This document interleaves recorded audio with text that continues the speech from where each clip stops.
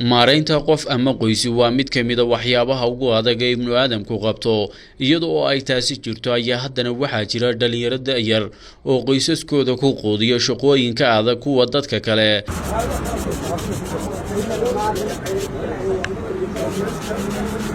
Siman Cabdi waa gabar 10 jir oo ku nool magaalada Boorama waxayna ku shaqaysaa xirfadda loo yaqaano baalashka ama caseeyaha taasi oo ugu shaqaysa qoyskeeda oo dan yar oo ku nool magaalada Boorama isla markaana ka kooban 5 qof waxayna ay sheegtay in shaqadan caseeyaha ay ku weyday dhammaanba noloshii dhalinyaranimo iyo sidoo kale waxbarashadeedii. Siman oo maanta kula kulmay mid ka mid ah goobaha ay ku shaqayso subaxii ayaa ka waraystay nolosheeda iyo waxa waqti xaadirkan ku kalifay in ay ku shaqayso xirfaddan caseeyaha. waxay ku kalifay xafdeeda iska danyar hooyaday waa mul aabahayna uu naga dhintay adeer baan isna adeerkayna waxba nooma qabto markuu shaqeeyo 10,000 ama 5,000 buu noo keenaa saasay ugu kaliftay dantaanay tiri hooyaday baana u shaqeeyaa oo xanuunsan.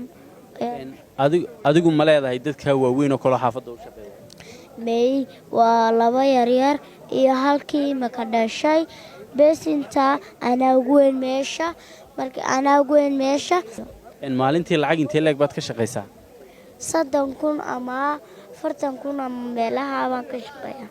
xageed geysaa lacagta aad shaqayso? hooyaday baan u geeyaa oo meel loo dhigtaa. Adu wax ma dhigataa? ma dhigto maxaan u dhigan bal waxaan iskuul ku dhigtaan haystaa lacag cid naga bixisa ma haysto iskuulka agoominta lege hooyadeena way ka soo kaxayso qof wax u qabta ma haysato iskuulka agoominta markay geysay dana way ka soo kaxaysay saasaan baalishka u sameeyaa. muddo intee leeg baad imika baalashkan waxaad ku jirtaa shaqadan baalashka? wallaahi aduu ilaa iyo 6 bilood baan ku jiraa bishii 7aad galay imikana 10 jir baa. marka xageed wax ka baalashaysaa? kolba meerad baan fadhiisan jiray meeradina waa lay diiday inaan fadhiisto naagtii lahayd baa igu jiri orado dibadda ka shaqee dibadda markaan tagan qofkii gudaha iga yeedhaya xubnihiisa ha u gelin beegoona saawacintaynayaan. markaad kabaha baalashayso imise lacagaad qofka ka qaadaa? ku shilin marka labada beer yihiina 2,000. wax dhibaatooyin oo kaa hor yimiday ma jiraan intaad baalashka ku jirto?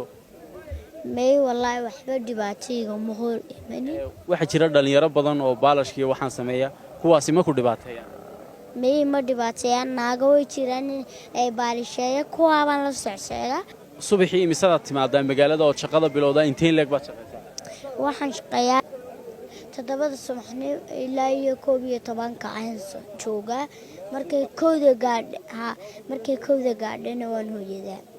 markaan shaqeeyo aroortii duurka marka leedaamo waan qada taga xafdeeda waan ka soo qadayaa galabtaan midda habeenka 9 biirana waan iska hooyadaa.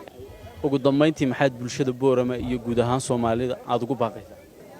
bulshada waxaan ugu baaqayaa inay soo caawiyaan isaan baalishka iskaga daayo oo wax u barto. ma jeceshahay markaa inaad wax barato haddii lagu soo caawiyo?